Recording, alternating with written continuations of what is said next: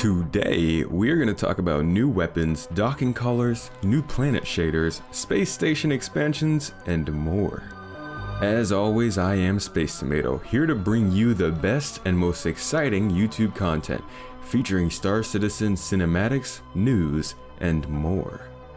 Subscribe for all the best Space Tomato juice recipes and freebies via giveaways. This is the Inside Star Citizen review leading up to 3.11. Thank you for coming to my Tomato Talk.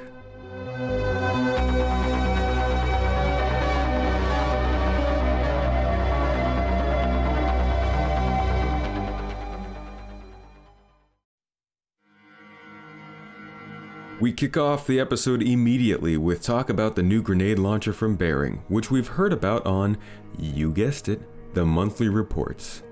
But here's something that was mentioned that we haven't heard about, that this weapon represents a new delivery system of payloads. The grenade launcher is now taking a middle ground between the quick and light small arms weapons and the larger but slower rate of fire heavy weapons. That means with the grenade launcher we now have a new category of weapons that will continue to be filled out with new weapons as we move forward. I won't get into the theory crafting of this, but the fact that this is how they view their weapon categories, I think, opens up the game for some interesting development in terms of both FPS and ship weapons. The grenade launcher has been nerfed before release after seeing a final pass in August, due to feedback from QA and theaters of warplay. From what I'm seeing, it still looks pretty dang powerful, so we'll have to see how the weapon is further changed as development continues. Regardless, this is a good addition that will help to diversify gameplay in Star Citizen. Also, nice to hear that Theaters of War is helping to test these aspects out. Next, we hopped in on a very interesting sprint report, starting with a look at a newly physically based rendering system for particles in the game. This will make all that stuffy ground fog that's found just about everywhere in-game look much better when light hits it, especially when your flashlight is blinding you in that cave or on that moon surface. Yeah, you know what I mean. Remember that lighting update I mentioned Lorville was seeing a couple monthly reports ago? Well, the work continues as more flavor is being added to the landing zones, with the oppressive Hurston government getting their spotlights up and running finally. These types of changes will continue to differentiate every landing zone you visit and provide deeper lore and more engaging atmosphere as you travel from planet to planet and system to system. We got a quick look at new ships that are being updated with the hard shader that has been slowly rolled out as reported in ISC back in May. This shader will allow ships to universally maintain better textures, clear coat, wear and tear, paint schemes, iridescence, tints, and any other additions they add in the future. The shaders are now saved in a library that can be updated and changed separate from the ship they are applied to, which means faster work at a lower cost of time. As I mentioned in last month's monthly review, and will be further discussing in this month's review, the newest Planetary brush editor has been updated with more efficient functions, better scattering, and more options for the devs to use. This makes things much better looking and much faster at doing it, which will be necessary for the upcoming Pyro system and the following star systems that come after it. The cargo decks are coming, and while they aren't quite here, not even the details are here yet, we are still getting the first look at their exteriors this week. And while the original idea was to have specific cargo dedicated space stations in the game, we are now seeing that segments will specifically be dedicated to cargo and refineries that will allow devs to mix and match the exterior of space stations based on their needs and locations, much like they already do with the interiors.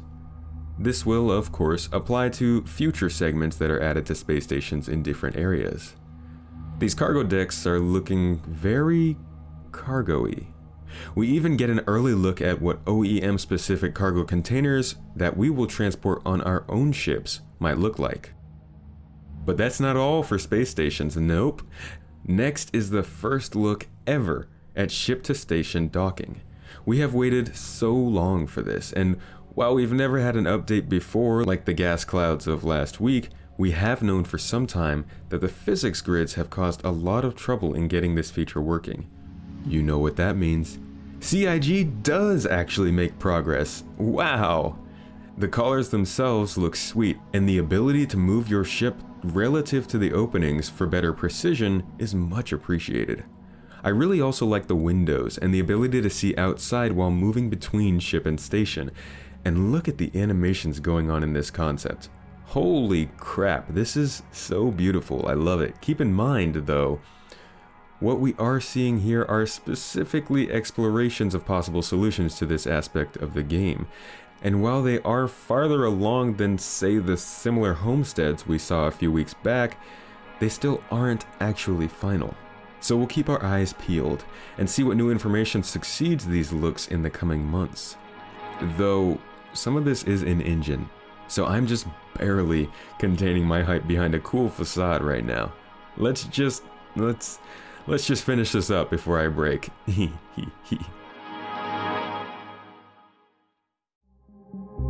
So clearly, this was an exciting Inside Star Citizen for myself, and I hope for you. This was a look at some of the shorter-term Star Citizen developments, but if you'd like to see some longer-term news and looks at what's to come, make sure to subscribe and keep an eye out for my full August monthly review, which I'll be publishing in the next few days. What'd you think of this week's improvements? What was your favorite part, and why was it ship-to-station docking? Let me know in the comments, and don't forget to come chat with me one-on-one either on Twitch, where I stream with viewers Mondays, Wednesdays, and Fridays, or on Discord, where dozens of video game enthusiasts are constantly joining to take part in our community events, discussions, virtual photography, and giveaways. Speaking of giveaways, I'd like to congratulate Terry Richards for winning a Tumbril Cyclone last month. This month, you'll have the opportunity to win an Anvil Pisces with the game included if need be. Make sure to subscribe, comment, and check out the other options to enter this giveaway in the video description. And don't forget my Steam gift card giveaways over on Twitch. Before I end this, I would just like to mention I'm having a Discord event tomorrow on Saturday the 5th. It will be a large scavenger hunt for Pico the Penguin on a moon. If you would like to join, please hop into my Discord and ping me personally to let me know, and I'll get you signed up. Thanks again for watching, and may your garden be full of tomatoes.